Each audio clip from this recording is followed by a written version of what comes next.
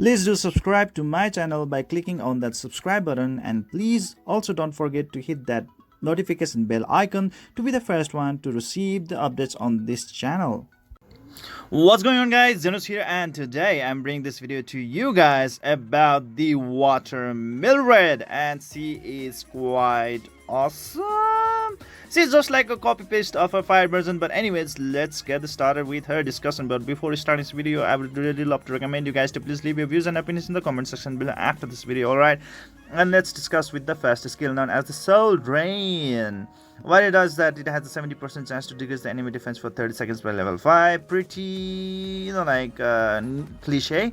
The second skill is the Dark Stream, which attacks all enemies in a straight line, sort of like a minor AoE skill, and increases the cost of attack for 60 seconds by level 5.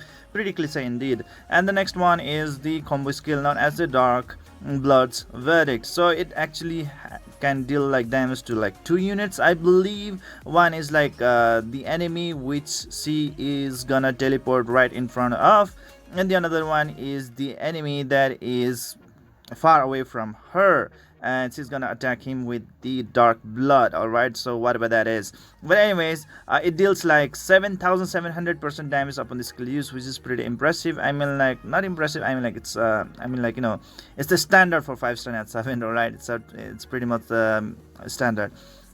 And damage based on attack, and sadly it's only one hit multi-hit skill. Alright, so she might have some hard time one-shotting the enemies who has sort of like team pass, passive skills that sort of like limits the damage only up to the 30% of their max HP, like Fire Heat. Alright, and the second thing right over here is the passive skill. What it does is that it has a 50% chance to cast a revive block on one enemy for 30 seconds upon the combo skill use.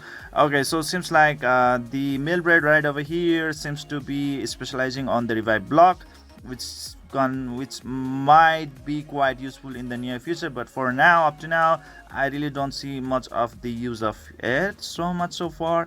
But anyways, when battling a non-forest enemy, alright, increases the damage by 30% upon the attack. So that is pretty awesome, guys. I mean, like 30% attack boost flat out. That is just awesome. Like just let alone just one that forest enemy, right? And then like for the fire, for the water, for the light, and for the dark enemies, she is gonna deal that 30% extra damage. So that is pretty awesome, guys. That is always a good thing for a DPS 7.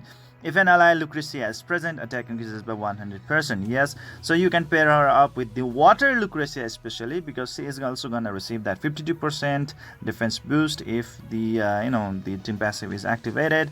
But I believe you will need to team her up with another DPS 7 who has a pretty good team passive, like let's say Water Cheetah, who can boost her damage by 52% more, right? So that is pretty good. The next thing is team passive. Attack of all elemental allies increases by 45% at PvP. It seems like she is going to really specialize in the PvP battles. Alright, so yes, she is going to be really great in PvP, but for the normal general content scenario like Sanctuary, World Map Tiles, and Dungeons, she she is kind of a little bit more than average or something like that. So I would really love to rate her about 8 over 10, not more than that.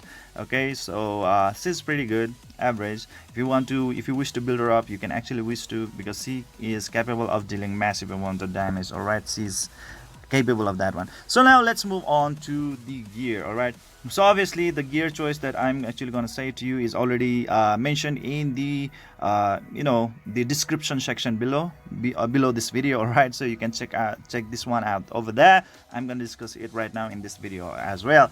So go with the Beast plus Blade gear, or you can go with the Havoc plus Blade gear. But if you have already all slots unlocked like mine over here, just go with the Havoc gear, guys. Just go with the full scale Havoc gear. Alright, getting that 126% critical damage boost is no joke. It's really a lot of it's really a lot of damage. Alright, so when it comes to the weapon, the shirt, and the pants, please go with the nothing, okay, because they are just flat boost. Alright, the primary stats are the flat boost, so no need to worry about that one. But when you are going with the secondary sub stats or the additional stats, please go with the speed boost, and the attack percentage boost, the critical damage boost, and the critical rate boost. All right, these are the 4 substats that's gonna make one gear very perfect for her. All right, so when you are talking about the gloves and the necklace, please go with the speed boost as the primary boost. No questions asked, because like speed is one of the most important and necessary stat in this game,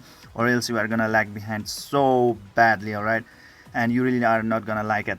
And when you are talking about the helmet and the ring, please go with the critical damage boost as the primary stat. But if you lack critical rate boost, like me, then please go with the critical rate boost in the helmet. All right, so that you will be dealing critical damage quite frequently.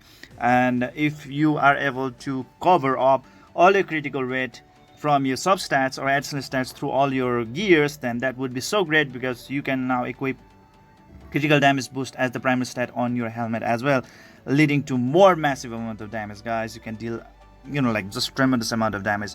And when you are talking about finally about the shoes, please go with the attack percentage boost as your primary stat, because as I said earlier, with the combo skills he deals the damage based on her attack stats. All right, so more attack stats he has, the more damage he's gonna deal. So that's pretty much basic for it. All right, so that's how you are gonna build out the water Mildred. She is pretty good. And the next thing that you really need to notice is that she is a ranged DPS 7, so she is gonna be pretty awesome, guys, because like especially in PvP battles, she is gonna be really good, because she is always gonna be in that safe zone.